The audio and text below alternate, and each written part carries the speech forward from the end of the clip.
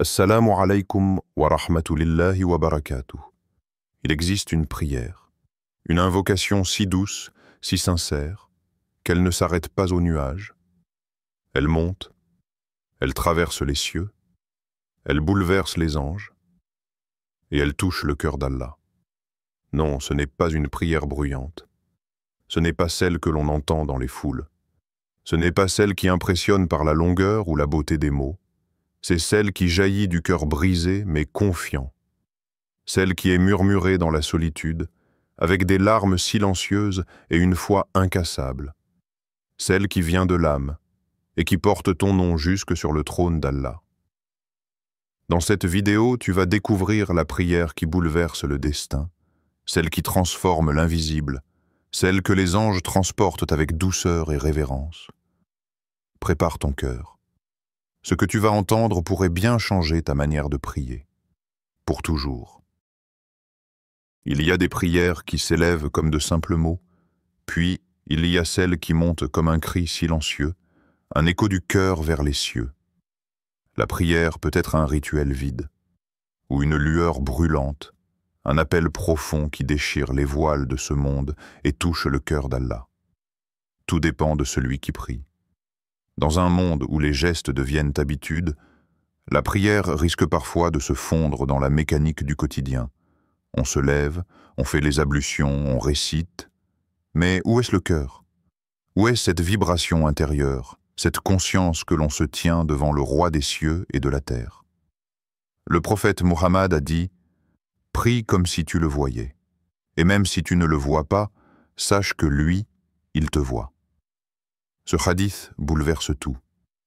Il transforme la prière en une rencontre. Elle n'est plus un simple devoir, mais une invitation divine. Une opportunité de verser ses douleurs, ses peurs, ses espoirs dans un dialogue sacré. Un cœur sincère dans la prière peut trembler sans un mot, il peut pleurer sans une larme. Car Allah ne regarde pas l'apparence de notre prosternation. Il regarde la prosternation intérieure, celle du cœur. Il entend ce que les lèvres ne disent pas. La prière devient puissante lorsqu'elle est ressentie, non simplement récitée. Il y a une immense différence entre dire « Iyyak na'bud wa iyyak nasta'in ». C'est toi seul que nous adorons, et c'est de toi seul que nous implorons l'aide. Et vivre cette phrase. Quand tu l'as dit, avec le cœur tremblant, en te souvenant de toutes les fois où tu as eu besoin de son aide, de toutes les fois où tu t'es senti et seul, alors ces mots deviennent vivants. Ils percent le ciel. Et que dire des prières de la nuit? Quand tout le monde dort, quand le monde s'endort dans le silence, il y a un cœur éveillé. Il se lève, non par obligation, mais par amour. Il se dirige vers la lumière. Il murmure, il chuchote, il gémit parfois. Ce ne sont plus des mots, c'est une langue que seul Allah comprend. Un langage formé de soupirs, de silences, de douleurs non dites et d'espérance infinie. Le prophète disait « Le moment le plus proche qu'un serviteur est de son Seigneur, c'est lorsqu'il est en prosternation. Alors pourquoi ne pas s'y attarder un peu plus longtemps ? Pourquoi ne pas y verser tout ce que le cœur porte, sans filtre, sans masque? La prière, quand elle devient authentique, n'est plus une routine. Elle devient refuge. Elle devient le seul endroit où l'âme trouve enfin la paix. Et ce moment où tu parles à Allah, c'est lui qui t'écoute, mais c'est aussi lui qui te répond, parfois dans un frisson, parfois dans une larme, parfois dans un apaisement soudain. Alors, pose-toi cette question. Est-ce que je récite ma prière ou est-ce que je la ressens? Parce qu'entre ces deux, il y a tout un univers. Il est des larmes qui ne sont pas faiblesse, mais lumière. Des larmes qui ne coulent pas par désespoir, mais par proximité. Quand un serviteur pleure devant son Seigneur, ce n'est pas qu'il est brisé. C'est qu'il est en train d'être reconstruit. Il existe une forme de prière que les anges reconnaissent immédiatement. Elle ne dépend pas d'une belle voix, ni de mots complexes, mais d'un cœur qui se déchire dans la sincérité. Et souvent, ces prières sont accompagnées de larmes. Des larmes qui lavent l'âme, des larmes qui témoignent que le cœur est encore vivant, encore attaché à son Créateur. Le prophète a dit « 2 yeux ne seront pas touchés par le feu de l'enfer. Un œil qui pleure par crainte d'Allah, et un œil qui veille pour la cause d'Allah. » Pense-y, une simple larme, si elle s'est versée dans la crainte aimante d'Allah, peut te protéger d'un feu éternel. Allah ne méprise jamais les larmes sincères. Elles montent, et lui, le Très-Haut, y répond avec sa rahma, une douceur qu'aucune parole ne peut vraiment décrire. Le silence de la nuit devient alors le témoin de cette intimité. Quand le monde s'endort, l'âme éveillée cherche celui qui ne dort jamais. Elle se lève discrètement. Elle fait ses ablutions avec des mains tremblantes. Elle se tient devant Allah, non pas comme une personne parfaite, mais comme un cœur en manque. Et quand elle prie, parfois, aucun mot ne sort, seulement des larmes, et ces larmes parlent de mieux que tous les discours.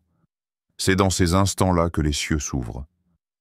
On raconte que Hassan al-Basri, l'un des plus grands sages de l'islam, disait « J'ai connu des gens qui, lorsqu'ils priaient la nuit, restaient en prosternation si longtemps que l'on croyait qu'ils étaient morts.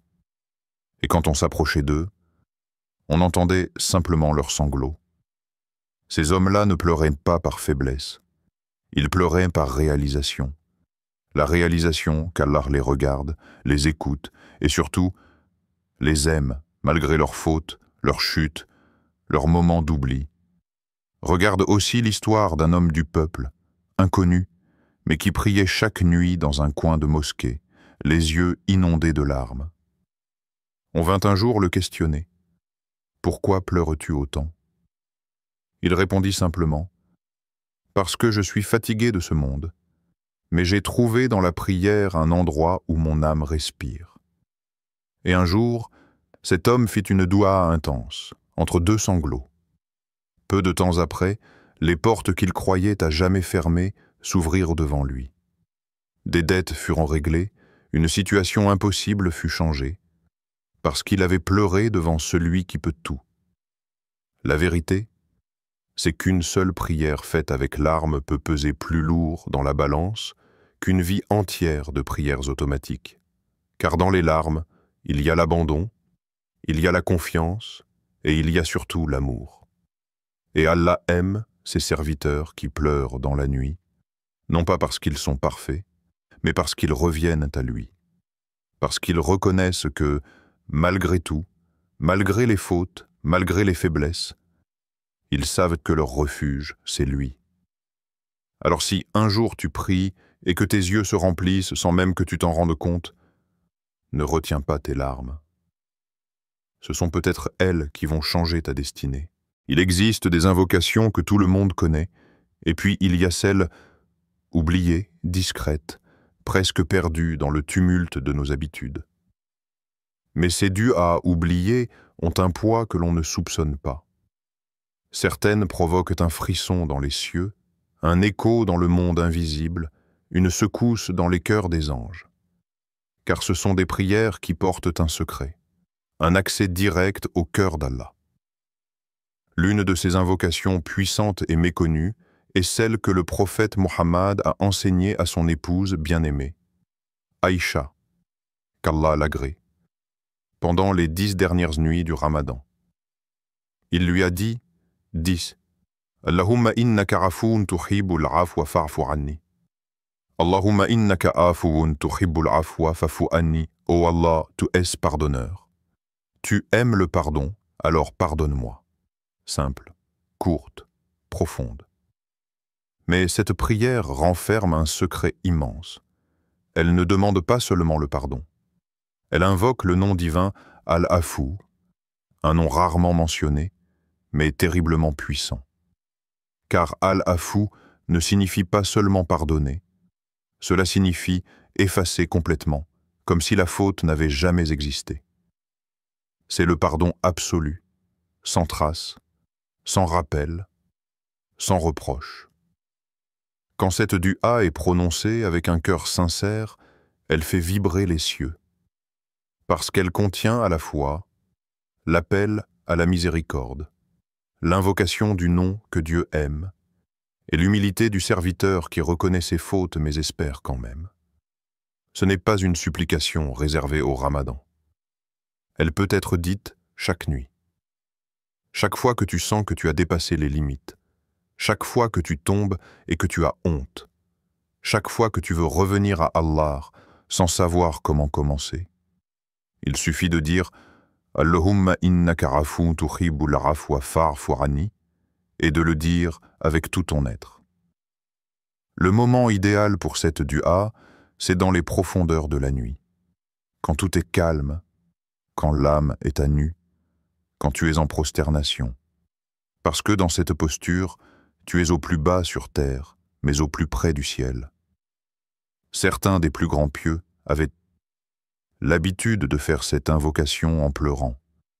Ils la répétaient encore et encore, parfois sans pouvoir dire autre chose, parce qu'ils savaient que celui qui est effacé par Allah est libéré, libéré du poids du passé, des regrets, des erreurs. Et surtout, ils savaient que la porte du pardon est toujours ouverte, tant qu'on frappe sincèrement. Un jour, un homme est venu voir un savant, accablé de ses fautes. Il disait « J'ai fait trop de mal, je ne mérite pas le pardon. » Le savant lui répondit calmement « Si tu savais à quel point Al-Afou aime pardonner, tu aurais honte de désespérer. » Cette dua est une clé pour les nuits difficiles, une clé pour ceux qui veulent recommencer, une clé pour les cœurs fatigués. Elle n'a peut-être que quelques mots, mais elle transporte avec elle une lumière que même les anges reconnaissent. Ne la laisse pas sombrer dans l'oubli. Apprends-la dis-la sans-la, et regarde comment Allah ouvre les portes que tu croyais fermées à jamais. Il existe des prières qui montent lentement comme une brise légère, et d'autres qui s'élèvent comme un feu ardent, traversant les cieux, atteignant le trône divin sans rencontrer de barrière. Ces prières, disait le prophète Muhammad, ne sont jamais rejetées. Pourquoi?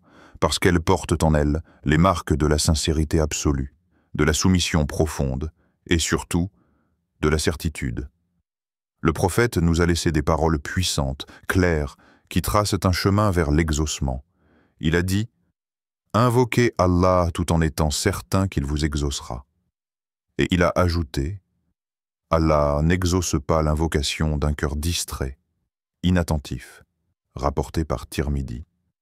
Cela semble simple, mais ces deux phrases portent une vérité spirituelle immense. La première condition, c'est le yakin, la certitude. Une certitude totale qu'Allah écoute, qu'il voit, qu'il sait. Que ta parole, même faible, même imparfaite, est entendue dans le royaume céleste.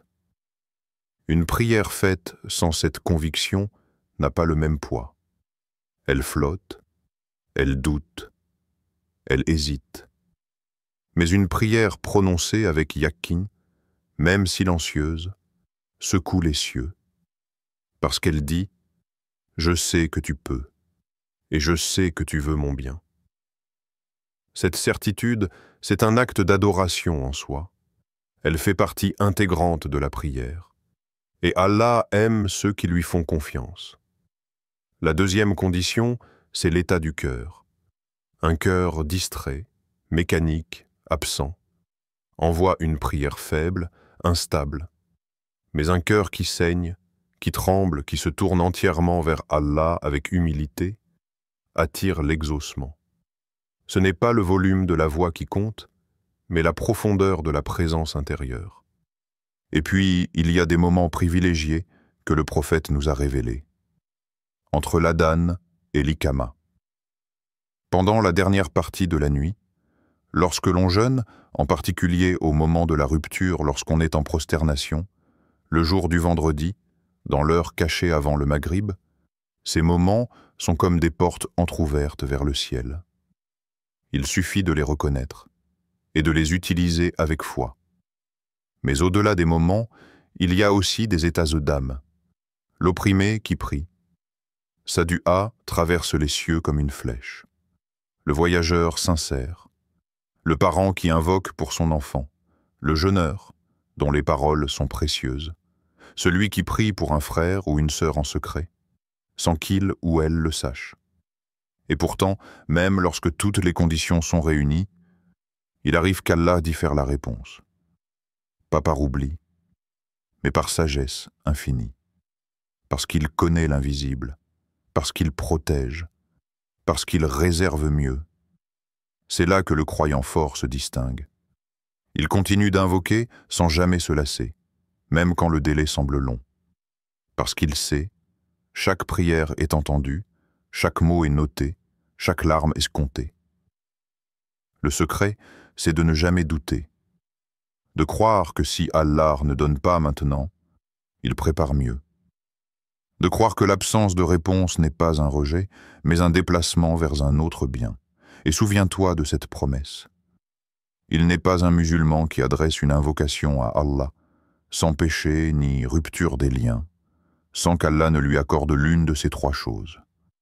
Soit il lui accorde ce qu'il a demandé, soit il lui retient un mal équivalent, soit il lui réserve une récompense équivalente dans l'au-delà. Musnad Ahmad. En d'autres mots, aucune prière n'est jamais perdue. Alors quand tu lèves les mains, lève aussi ton cœur. Ne demande pas seulement avec ta langue, mais avec ton être entier. Demande avec amour, avec confiance, avec la certitude que tu es écouté. Et sache que plus ton yakin est fort, plus les portes du ciel s'ouvrent avant même que tes mots soient finis. Il existe un moment dans la vie du croyant où tout s'effondre. Les repères disparaissent, les soutiens s'effacent, les murs s'écroulent un à un, et il reste là, seul, dans un silence lourd, avec une seule certitude, il ne lui reste plus rien, sauf Allah. Ce moment-là, aussi douloureux soit-il, est un rendez-vous sacré. Car c'est souvent à ce point de rupture que naît la prière la plus vraie. Non pas une prière apprise, non pas une formule répétée machinalement, mais un cri du cœur. Une dua qui ne passe pas par la langue mais par l'âme.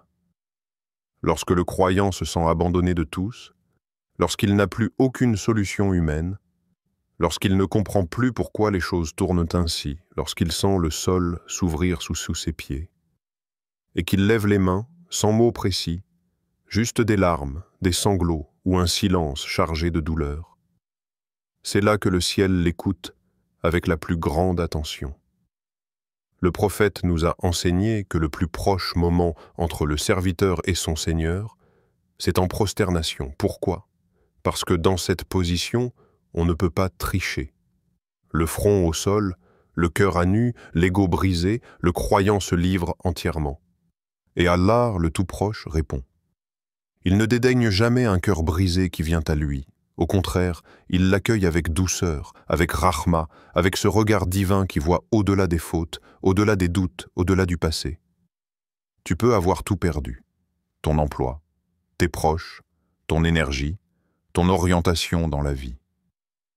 Mais si tu es à genoux et que ton cœur crie « Ya Rab, je n'ai plus personne d'autre que toi », alors tu viens de toucher la corde la plus solide, celle qui ne casse jamais. Et à ce moment précis, ce ne sont pas tes mots qui montent. Ce sont tes larmes, ton silence, ton abandon, ta confiance nue. Allah dit dans le Coran, ou bien qui répond à l'angoissé quand il l'invoque et enlève le mal. Sourate An-Naml, 26. Ce verset ne parle pas d'un croyant parfait. Il parle de l'angoissé, de celui qui est perdu, inquiet, à bout. Celui-là même que la société juge. Celui que même ses proches ne comprennent plus. Mais Allah lui répond. Il entend ce que personne d'autre n'entend. Il soigne ce que personne d'autre ne voit. Rappelle-toi de Younous, paix sur lui, dans le ventre du poisson, enfermé au fond de l'océan, sans espoir visible. Mais il a crié. La ilaha illa anta, subhanaka, inni kuntu minaz zalimin. Il n'y a pas de divinité en dehors de toi. Gloire à toi. J'ai été du nombre des injustes. Et Allah a répondu. Il l'a sauvé. Il a inversé la situation. Pourquoi? Parce que ce cri venait d'un cœur entièrement vide de tout, sauf de Dieu.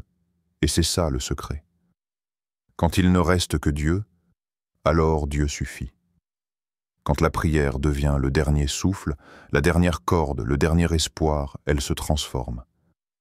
Elle devient l'arme du désespéré confiant, et cette arme traverse tout, même les décrets les plus lourds. Alors ne redoute pas les instants de chute. Ne fuis pas les moments où tu te sens vide. Ce sont parfois les portails invisibles vers une proximité avec Allah que tu n'aurais jamais atteinte autrement. Et rappelle-toi toujours, ce n'est pas dans les fêtes qu'on rencontre vraiment Allah. C'est dans les ruines, pas quand tout va bien, mais quand il ne reste plus rien, sauf lui. Et ce rien est en réalité tout. Parmi les secrets les plus profonds de la prière, il y a les noms d'Allah. Ces noms ne sont pas de simples étiquettes. Ce sont des portes, des lumières, des armes puissantes que le croyant peut invoquer à des moments précis. Chaque nom révèle une facette de sa grandeur. Chaque nom porte une clé.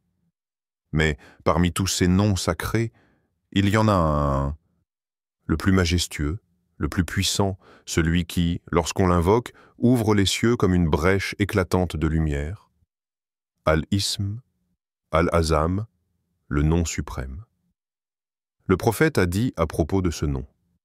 Le nom suprême d'Allah se trouve dans ces deux versets, et votre Dieu est un Dieu unique, point de divinité à part lui, le tout miséricordieux, le très miséricordieux, sourate Al-Baqarah, 263 et Alif, Lam, Mim, Allah.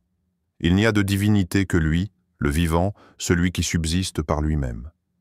Sourate Al-Imran, 3, 1, 2. Rapporté par Tirmidhi. Il a aussi dit « Lorsque le nom suprême d'Allah est invoqué dans une doua, elle est exaucée. Lorsqu'il est demandé par lui, il donne. » Mais pourquoi ce nom est-il si puissant? Parce qu'il résume la majesté divine, la toute-puissance et la miséricorde infinie d'Allah dans un seul mot, une seule vibration. Certains savants pensent que ce nom est Allah lui-même. D'autres pensent qu'il s'agit de Al-Hayy Al-Qayyum, le vivant, celui qui subsiste par lui-même. D'autres encore disent que ce nom est un secret réservé à ceux qui l'aiment vraiment. Mais peu importe lequel, ce qui compte, c'est la manière de l'invoquer. Car le nom d'Allah devient une lumière quand il sort d'un cœur brûlant de foi. Quand tu dis « Ya Hayyu Ya Qayyum, bi rahmatika astaghith » Ô vivant, ô subsistant, c'est par ta miséricorde que je cherche secours. Alors tu viens de frapper aux portes d'un monde invisible. Et les anges se penchent, attentifs.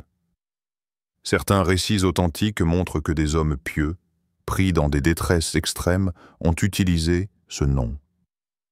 Un homme de l'époque du prophète a entendu ce dernier dire « Il y a un nom d'Allah que lorsqu'on l'invoque par lui, il exauce. » L'homme a fait une invocation en disant « Allahumma inni as'aluka bi annaka anta Allah, la ilaha illa anta, al-ahad as-samad, alladhi lam yalid wa lam yulad wa lam yakun lahu kufuwan ahad. » Imagine, un homme seul, englouti dans le ventre d'une créature marine, au fond d'un océan noir, dans une nuit plus noire encore.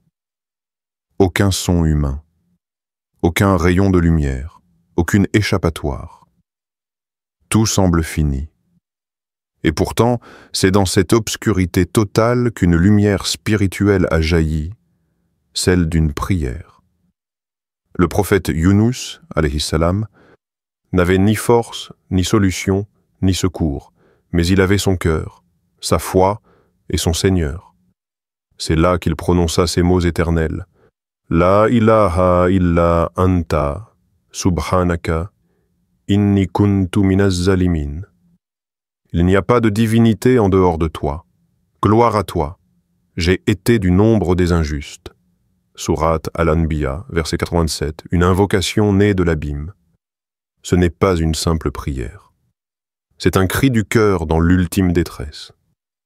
Yunus, alayhi salam, n'a pas demandé la sortie, ni le secours immédiat. Il n'a pas négocié, ni même expliqué. Il a reconnu la grandeur d'Allah. Il a exalté sa perfection et il a reconnu sa propre faiblesse. Ce sont les trois éléments puissants de cette doura. Tawhid, l'unicité d'Allah. La ilaha illa anta tanzih, l'exaltation divine. Subhanaka tawbar, le repentir sincère. Inni kuntu minaz zalimin, une clé pour ceux qui traversent l'obscurité.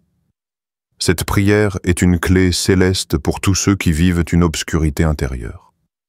Quand tu ne vois plus d'issue, quand tout est silence autour de toi, quand tu as peur, que tu doutes, que tu es perdu, alors rappelle-toi cette invocation. Car Allah dit juste après, « Nous l'exaucâmes et nous le sauvâmes de l'angoisse. » Et c'est ainsi que nous sauvons les croyants. Sourate Al-Anbiya 88. Ce n'est pas seulement pour Yunus, alayhi salam. C'est une promesse pour tous les croyants. Tu peux être dans ton propre ventre de baleine, une situation étouffante, une douleur muette, une solitude invisible, mais cette dua est un chemin d'ouverture. Comment la réciter avec présence et profondeur? Il ne suffit pas de réciter cette dua mécaniquement. Elle doit venir du cœur, comme si toi aussi tu étais dans l'abîme. Voici comment l'approcher. Assieds-toi en haut, dans le calme. Pas besoin de faire long, mais fais vrai. Ferme les yeux et visualise. Trois petits face à l'immensité de ton Créateur. Dis lentement, La ilaha illa anta, affirme ton tawhid. Répète-le avec force. Il n'y a que lui. Subhanaka, glorifie-le. Il est parfait, sans défaut. Rien ne lui échappe. Inni kuntu minaz zalimin. Dis-le avec humilité. Accepte tes erreurs sans honte, mais avec vérité. Fais-le dans la prosternation, si tu peux. C'est là, le front collé au sol, que cette prière prend une dimension plus profonde encore. Récite-la aussi dans les moments de solitude intérieure, d'injustice vécue, d'épreuves incompréhensibles, d'angoisse soudaine, et surtout, ne doute jamais de sa puissance. Elle est plus qu'un verset, c'est une porte de secours envoyée du ciel, témoignage spirituel. Des pieux, dans l'histoire musulmane, ont été libérés d'immenses épreuves en récitant cette invocation des centaines de fois. Certains oulémas disaient « Quiconque la récite avec sincérité, Allah lui ouvre un chemin là où il n'en voit aucun. Elle n'est pas magique. Elle est miraculeuse quand elle essaie de les réciter avec vérité. Elle te reconnecte à ton état de serviteur. Elle te rappelle que tu n'as pas besoin d'être fort. Tu as juste besoin de croire. Et le secret est là. Dans la reconnaissance de ta faiblesse, tu touches la force d'Allah. Alors quand l'obscurité t'enveloppe, ne cherche pas à fuir, cherche à prier. Et rappelle-toi de Yunus, alayhi salam, dans l'obscurité du ventre d'un poisson, dans les ténèbres de la mer. Car c'est là que la lumière a commencé. Bismillahirrahmanirrahim. Alhamdulillahi alladhi khaliqa al-malaika wa sakharahum fi khidmati al-mu'minin wa ja'alahum shuhudan ala du'aina wa bukaina wa ja'ala lahum duran fi hamli kalimatina ila as-sama. Il y a des moments où tu pries en silence, en pensant que personne ne t'entend. Tu souffles des mots à peine audibles, ou bien tu pleures sans parler. Et pourtant, au même instant, dans le monde invisible, les anges sont là. Ils écoutent, il note. Et parfois, il répète tes mots devant le trône d'Allah. Quand tes mots montent, les anges les répètent. Dans un hadith bouleversant, le prophète dit « Il n'y a pas un serviteur qui dise « La ilaha illa Allah wahdahu la sharika la, lahu al-mulk wa lahu al-hamd wa huwa ala kulli shay'in qadir » qu'en fois par jour, sans qu'il ait la récompense de l'affranchissement de 10 esclaves, sans bonnes actions inscrites pour lui, sans faute effacée, et que cela lui serve de protection contre le diable toute la journée. Et nul ne fera mieux ce jour-là, sauf celui qui aura dit plus que cela. Bukhari, Muslim. Mais il y a plus encore. Lorsque tu invoques Allah sincèrement, les anges prient pour toi. Oui, eux, les créatures de lumière, disent « Ô Allah, pardonne-lui. Ô Allah, élève-le. Ô Allah, exauce-le. » Et dans certains moments particuliers, ils élèvent eux-mêmes ta prière au ciel. Les heures où les prières sont particulièrement honorées, il y a des instants sacrés où le ciel devient plus proche, où les anges descendent, écoutent, témoignent et transmettent. Voici quelques-uns de ces moments. 1. Le dernier tiers de la nuit. Quand tout dort et que toi tu te lèves, c'est là que les anges entendent le murmure du cœur. Le prophète a dit « Notre Seigneur descend chaque nuit au ciel le plus bas, lorsqu'il reste le dernier tiers de la nuit, et il dit « Qui m'invoque pour que je lui réponde? Qui me demande quelque chose pour que je lui accorde? Qui me demande pardon pour que je lui pardonne ?» Bukhari Muslim. C'est l'heure où les anges ne sont plus que témoins.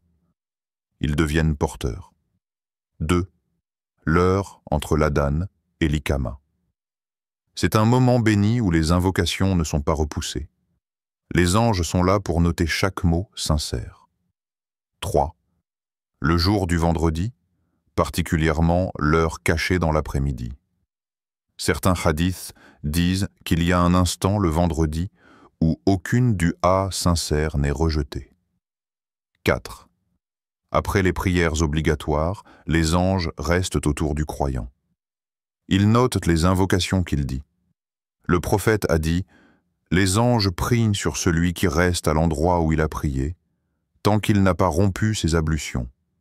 Ils disent « Ô Allah, pardonne-lui. Ô Allah, fais-lui miséricorde. » Muslim. Le rôle des anges scribes qui transmettent la prière. Il y a 2 anges, Rakib et Atid, qui sont toujours avec toi. Ils notent chaque mot, chaque soupir, chaque du'a, mais il y a aussi d'autres anges, ceux qui se relaient entre le jour et la nuit. Le prophète a dit « Des anges se relaient parmi vous la nuit et le jour. Ils se rencontrent à la prière du Fajr et à celle du Asr. Puis ceux qui ont passé la nuit parmi vous montent, et Allah leur demande, bien qu'ils soient le plus savants, « Dans quel état avez-vous laissé mes serviteurs ?» Ils répondent, « Nous les avons laissés en train de prier, et nous les avons trouvés en train de prier. » Bukhari. Les anges rapportent ta prière au Très-Haut, et ils témoignent de ta foi, même silencieuse, même faible. Chaque geste de prière, chaque larme, chaque mot dit dans le noir, est porté par eux, une présence céleste invisible, mais réelle. Lorsque tu lèves les mains vers le ciel, ne crois jamais que tu es seul. Tu es entouré par une armée de lumière. Quand tu dis « Ya Rab », il y a un silence autour de toi. Les anges écoutent, certains notent, et d'autres répètent ce que tu viens de dire devant le trône d'Allah. Tu n'es jamais seul dans ta prière. Ton cri devient un écho céleste, ta prosternation, un témoignage éternel, ta sincérité, une lumière que les anges transportent jusque dans les cieux. Et peut-être, à cet instant, Allah dit à l'un d'eux, « Va, et donne-lui ce qu'il demande. » Bismillahi rahmani rahim, louange à celui qui entend les soupirs sans son, les douleurs sans larmes, les prières sans mots. Celui dont l'oreille céleste capte les murmures des cœurs, même quand les lèvres restent closes. Il y a des invocations que personne n'entend, pas même ceux qui dorment à côté de toi, pas même toi-même parfois, tant elles sont profondes, mêlées à ta respiration, noyées dans ton silence. Et pourtant, Allah les entend. Le langage du cœur que la langue ne sait pas exprimer. Il existe une forme de prière qui ne passe pas par la bouche. Elle ne cherche pas les mots. Elle ne forme pas de phrases. C'est une douleur qui monte en silence. Une peur que tu n'oses dire. Un espoir que tu caches même à toi-même. Ces prières-là n'ont pas besoin d'articulation, ni de volume. Elles prennent naissance dans les profondeurs de l'âme. Allah dit dans le Coran, « Et si tu élèves la voix, il connaît certes le secret, même ce qui est encore plus caché. » Sourate Taha, verset 7. Le secret, c'est ce que tu dis à peine. Ce qui est plus caché encore, c'est ce que tu ressens sans même le formuler. Et Allah entend cela aussi. Les gémissements intérieurs qui résonnent dans l'univers divin. Il y a des instants où tu ressens une tristesse si forte qu'aucun mot ne peut l'habiller. Tu te couches avec le cœur lourd. Tu ouvres les yeux avec un nœud dans la poitrine. Tu veux demander, mais tu ne sais même plus quoi dire. Alors tu restes là, immobile, silencieux, et tu crois que tu n'as pas prié. Mais en réalité, c'est à ce moment précis que ton cœur parlait le plus fort. Car Allah n'attend pas que tu cries. Il n'attend pas que tu formules parfaitement. Il attend seulement que tu te tournes vers lui, même avec ton silence. La beauté de la pudeur dans la demande. Certaines prières sont faites avec pudeur, comme un serviteur timide qui ose à peine lever les yeux. Tu n'oses pas demander trop. Tu as honte. Tu penses, est-ce que je mérite vraiment qu'il m'écoute encore? Mais c'est dans cette humilité, cette retenue, que réside une beauté profonde. Car Allah aime le serviteur qui sait qu'il dépend totalement de lui, mais ce qui demande avec douceur, respect et discrétion. Ibn al-Qayyim, rahimahullah, a dit « Plus la dua est humble, sincère, douce et discrète, plus elle est aimée d'Allah. C'est comme un enfant qui pose sa tête sur l'épaule de son père. Il ne dit rien. Mais son silence parle plus que 1000 phrases. Allah répond au silence sincère. Souviens-toi de Mariam, alayha salam, quand elle a accouché seule, sous le palmier. Elle était brisée, fatiguée, sans mots. Et Allah lui dit « Ne t'attriste pas » sourate Mariam, verset 24. Il l'a entendue alors qu'elle n'avait rien dit. Car Allah entend le poids de la peine, la chaleur des larmes, le souffle troublé, le battement du cœur affolé. Tu n'as pas besoin de parler fort pour être exaucé. Tu as seulement besoin d'être vrai. Quand tu n'arrives plus à prier avec ta langue, prie avec ton âme. Tu es fatigué. Tu n'as plus la force de parler. Tu regardes le ciel. Tu penses juste « Ya Rab » et c'est tout. Mais c'est suffisant. Le ciel n'a pas besoin de longs discours. Il a seulement besoin de cette sincérité nue, de ce regard plein de foi, de ce soupir adressé à Allah et à personne d'autre. Tu crois que personne ne te comprend? Tu as raison. Personne ne comprend ton silence comme lui. Personne ne lit ton cœur comme lui. Personne ne répond aux non-dits comme lui. Et parfois, c'est quand tu ne dis plus rien que ta prière devient la plus puissante.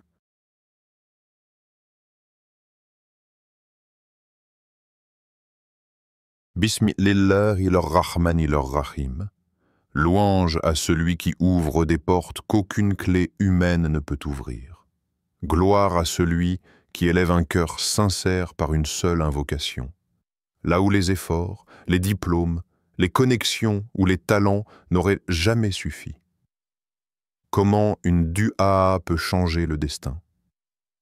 Il y a des moments dans la vie où tu es bloqué, tu as tout essayé, les démarches, les contacts, les stratégies, mais rien ne bouge. Tu frappes, mais la porte reste fermée. Tu parles, mais personne ne t'écoute. Tu te bats, mais le monde semble sourd. Et alors, dans l'intimité d'une nuit ou l'ombre d'un chagrin, tu lèves les mains, tu parles à celui qui ne dort jamais. Et soudain, le ciel bouge. Pas forcément immédiatement, pas toujours comme tu l'espérais, mais quelque chose change, en toi, autour de toi, dans le monde. Le prophète nous l'a enseigné.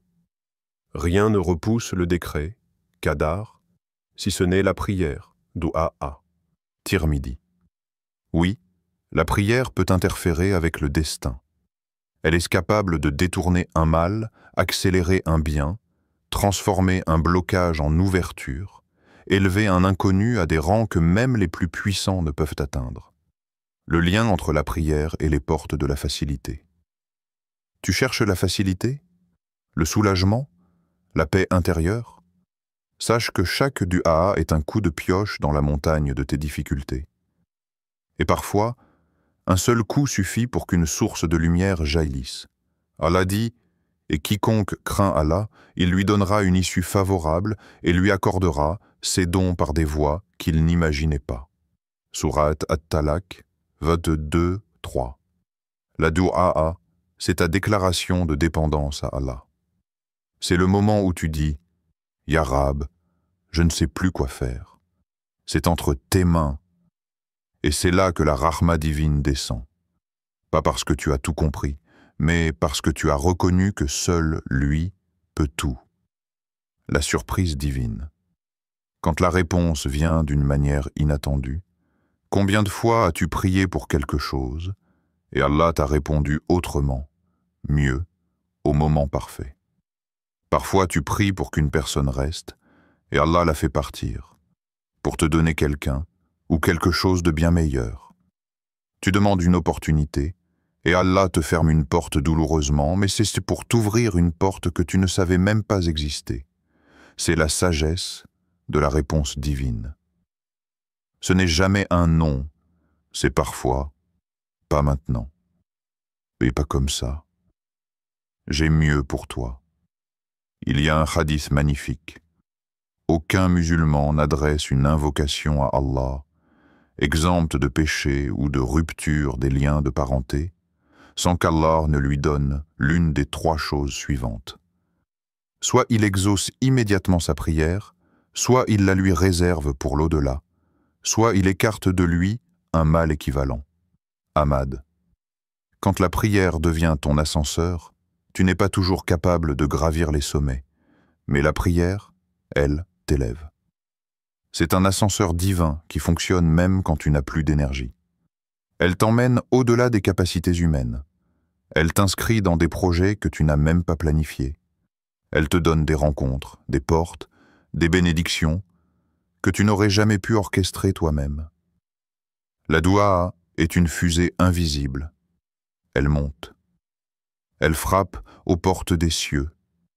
Et parfois, elle revient avec un cadeau que ton cœur n'a même pas osé espérer. Alors, quand tu sens que tu n'avances plus, que tout stagne, que la montagne est trop haute, ne baisse pas les bras. Plie les genoux, lève les mains et dis « Ya Rab, toi seul peux. Emmène-moi là où moi-même je ne saurais aller. » Et observe. Car ce jour-là, tu verras ce que la prière peut accomplir, bien au-delà de tes efforts.